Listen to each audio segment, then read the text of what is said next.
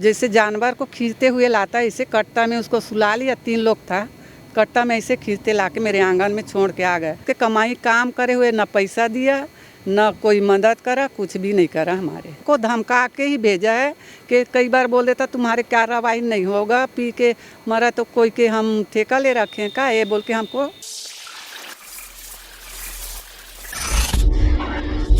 आंसुओं का सैलाब कुछ ऐसे ही नहीं आता है।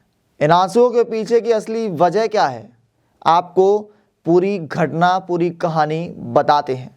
नमस्कार, इस वक्त आप देख रहे हैं द हिंद वॉरियर न्यूज़ और मैं हूं आपका सहयोगी अमन यादव आपके साथ।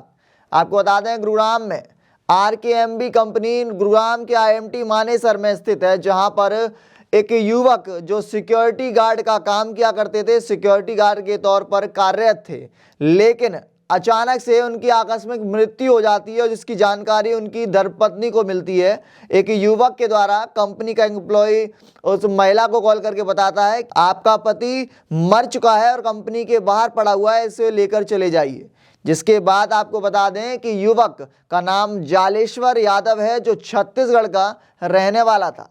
अब युवक की मृत्यु हो चुकी है, दाह संस्कार के लिए परिवार उसे छत्तीसगढ़ लेकर चला गया, लेकिन तकरीबन 4 महीने का समय हो चुका है, लेकिन प्रशासन की तरफ से अभी तक कार्रवाई भी की गई है। लेकिन कार्रवाई में स्पष्ट कर दिया गया है कि पूरी तरीके से जांच पड़ताल स्पष्ट रूप से साफ आ गई है, लेकिन कहीं ना कहीं अब सवाल यह उठ रहा है कि महिला बार बार थाने पहुंचती है, पुलिस वालों से दरख्वास्त लगाती है, लेकिन इंसाफ की गुहार लगाने वाली इस महिला का इंसाफ नहीं हो रहा है। आप सबसे पहले देखिए कि महिला ने क्या कुछ कहा। नमस्कार, द हिंद वॉरियर मीडिया देख रहे हैं आप, जहां हम उठाते हैं आपकी आवाज़ सच के साथ, और मैं हूं आपका सहयोगी अमन यादव आपके साथ। आपको दिखाएंगे वो घटना। सबसे पहले आप ये देखिए, सेक्टर 7 महिला थाने में इस वक्त हम मौजूद हैं और तमाम वो बड़े सवाल इस वक्त प्रशासन के ऊपर खड़े होते हैं और उन लोगों के ऊपर खड़े होते हैं जो जनता को खुद का अपना सेवक बताते हैं। मैं इस वक्त सेक्टर 7 थाने में मौजूद और आपको दिखाऊंगा वो घटनाक्रम। असल में यह घटना आपको बता दूं, नाम के साथ साथ कि ये जयवीर यादव थे, जो 4 महीने पहले RKMB कंपनी में कार्यरत थे सिक्योरिटी गार्ड के तौर पर, और जिसके बाद उनकी मृत्यु हो जाती है। परिवार को जानकारी लगती है जब उनकी कंपनी की तरफ से युवक के द्वारा फ़ोन करके बता दिया जाता है कि आप इस लाश को यहाँ से उठा कर ले जाइए। कंपनी के बाहर उस व्यक्ति को मृत अवस्था में डाल दिया जाता है। मैं आज जानकारी लेना चाहूँगा और बताऊँगा इसको पूरी घटनाक्रम किस तरीके से हादसा हुआ। आप बताएं, आपका नाम? मेरे नाम द्रौपदी है। मैं जब मेरे को बुलाया सुरेंद्र के, बोला कि तेरे पति दरवाजा के पास पड़ा है कंपनी के, तो पहले तो मेरे को दारू ठेका के पास बुलाया। मैं नहीं वहाँ आऊँगा, कंपनी के पास आ रहा हूँ कह के बोला। तो ठीक है बोला। तो मैं कंपनी के पास गया, तो मेरे आदमी तो कंपनी में नहीं था। उसके बाद हॉस्पिटल में मेरे को बैठा के ले गया, तो मेरे आदमी की जान वहाँ निकल गया था। उसके बाद मैं आया तो जैसे जानवर को खींचते हुए लाता है, इसे कट्टा में उसको सुला लिया। 3 लोग था, कट्टा में ऐसे खींचते लाके मेरे आंगन में छोड़ के आ गए। मैं बोला इसको कैसे करूं, कहीं ले जा। तो वो बोला कि मालिक मधुर बाडलर जाने, हम लोग नहीं जाने। उस मालिक को हम जाके पता करेंगे, वो जानेगा, हम लोग नहीं जानेंगे, हम भी तो उसमें काम करते हैं, ये बोल दिया सुरेंद्र ने। प्रवासी जो बड़ी संख्या में गुरुग्राम शहर में रहते हैं, उसकी हालत देखते हुए जिस तरीके से उन्होंने बताया कि उनको एक बोरे में खींचकर खदेड़ कर लेकर लाया गया, लेकिन उसके बाद कंपनी ने आपने कंपनी से बातचीत? मैं अपने भेजा अपने बच्चा लोग को कि जाओ वहाँ पे कंपनी में कुछ मदद वो करने के लिए, मदद करेंगे बोला था। तो वो बोला कि ठीक है, हम भेज रहे हैं, अभी मदद करेंगे, तेरे कंपनी वाले को बोल दिए हैं मदद भी करेंगे, अभी इसको जल्दी से ले जा, ये बोला। तो हमारे तो होश सांस ही नहीं था साहब। हमको ऐसे दूसरे लोग फ़ोन करके हमारे से नंबर निकाल के वहाँ जाके पैसा के लिए बोला, तो ठीक है डाल रहे हैं करके बोला। आजकल करते करते ना उसके कमाई काम करे हुए, ना पैसा दिया, ना कोई मदद करा, कुछ भी नहीं करा। हमारे कार्रवाई के लिए आपने थाने में पहुंची, तो उसके बाद पुलिस प्रशासन की तरफ से क्या मदद मिली आपको? कुछ भी नहीं मिला हमको। क्या कह दिया जाता है आपको? हमको जब आते हैं थाना में रिपोर्ट करने के लिए तो बोल देता है यहाँ का लोकल पुलिस वाले को नहीं जानते हो क्या, हाँ कैसे है? तो मैं बोला कि हम सब कुछ जानते हैं। क्या नहीं जानेंगे, 18 साल से यहाँ पढ़े, तो वैसे थोड़ी ना है, ये बोल दिया था। लोकल पुलिस वाले से समझा नहीं मैं, लोकल पुलिस वाले ने क्या कहा, किस लिए लोकल पुलिस वालों को नहीं जानते हैं, जानने की ज़रूरत क्या पड़ती है? ये बोल रहा था। अब इतने बोल के उन लोग चुप हो गए। जब मैं बोला कि हम सब कुछ जानते हैं, क्या नहीं जानते हैं, तो फिर वो चुप हो गए। जब मैं बात के जवाब दिया तो वो चुप हो गया था। आपको दिखाते हैं कि जी तभी वो हमको धमका के ही भेजा है कि कई बार बोल देता तुम्हारे कार्रवाई नहीं होगा, पी के मरा तो कोई के हम ठेका ले रखे का, ये बोल के हमको रोज के हमकी धमकी दे देता रहा।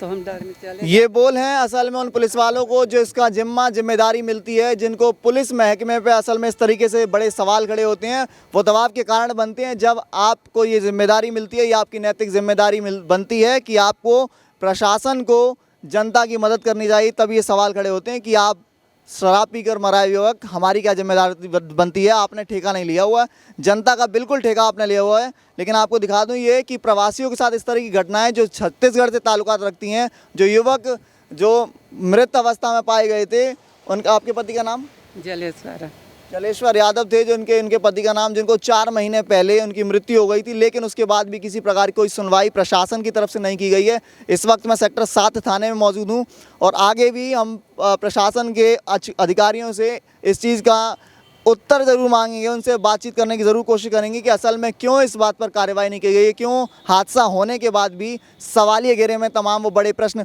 खड़े हो जाते हैं। अब आपको सुनवाते हैं कि आईओ ज्ञानेंद्र से जब हमने बातचीत की तो उन्होंने क्या कुछ कहा कि पूरी तरीके से जांच पड़ताल हो चुकी है। हेलो, नमस्कार, ज्ञानेंद्र जी बात कर रहे हैं।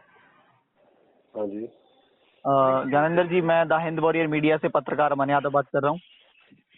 हाँ जी, बताइए। इस वक्त सेक्टर 7 थाने में मौजूद था। एक बार जानकारी लेना था आपसे, एक मुलाकात करनी थी एक केस के रिगार्डिंग। ये जो जलेश्वर यादव के नाम से छत्तीसगढ़ के युवक थे जिनकी मृत्यु हो गई थी, उनकी धर्मपत्नी आपके पास पहुंची थी, तो उस केस के आधार पर मुझे थोड़ा बातचीत करनी थी, आपकी बाइट लेनी थी। अच्छा सर, अभी तो मैं हूँ नहीं, फिलहाल इनकी शिकायत की जांच हाँ, पूर्ण हो चुकी है, इनको बता भी दिया था। अच्छा, जो इनके द्वारा लगाए गए आरोप में हाँ, कोई सच्चाई नहीं पाने के कारण इनकी शिकायत को दफ्तर दाखिल किया जा चुका है। अच्छा, आप एक बार मुलाकात करेंगे सर? किस तरीके से सच्चाई, जैसे इन्होंने बताया है कि वो जिनके पति थे उनको ऑन रिकॉर्ड जो प्रोवाइड हुई थी सूचना में, जो 112 पे कॉल हुई थी, उसके रिकॉर्ड के मुताबिक और जांच के दौरान जिनके ऊपर इन्होंने आरोप लगाया है जी, वो बेबुनियाद है और इसकी जांच की जा चुकी है और इनको बता भी दिया था सर। अच्छा, कि आप अपनी अगर जांच रिपोर्ट आपको चाहिए तो जी, जी। आरटीआई के द्वारा आप प्राप्त कर सकते हो। अच्छा, हाँ आप कब मिलेंगे सर? सर, अभी तो बाहर हूँ, फिर बताना टाइम। क्या कुछ समय लगेगा? हम आपसे बाद में मिल लेंगे, आप टाइम बता दें हमें। हाँ, फोन करके बता दूंगा। अब ऐसे में बड़ा सवाल यह खड़ा होता है कि इंसाफ की घंटी बजाने वाली यह महिला बार बार इसके आंसू बिलखते हुए दिखाई दे रहे हैं, लेकिन इंसाफ किस तरीके से मिला, किस मायने में इंसाफ दिया गया? परिवार का पालन पोषण करने वाले जलेश्वर यादव की तो मृत्यु हो चुकी है, लेकिन अब परिवार बिलख रहा है, अकेला है। इनके साथ कौन खड़ा होगा, कौन इन्हें धैर्य बंधाएगा और साथ ही परिवार को चलाने के लिए, पालन पोषण करने के लिए अब यह महिला क्या कुछ करेगी? इस तरह की बड़ी अपडेट्स के लिए आप देखते रहिए मेरे साथ द हिंद वॉरियर न्यूज़, और इन तमाम बड़ी छोटी अपडेट्स के लिए आप इन वीडियोस को शेयर करते रहें, तमाम लोगों तक पहुंचाएं। धन्यवाद।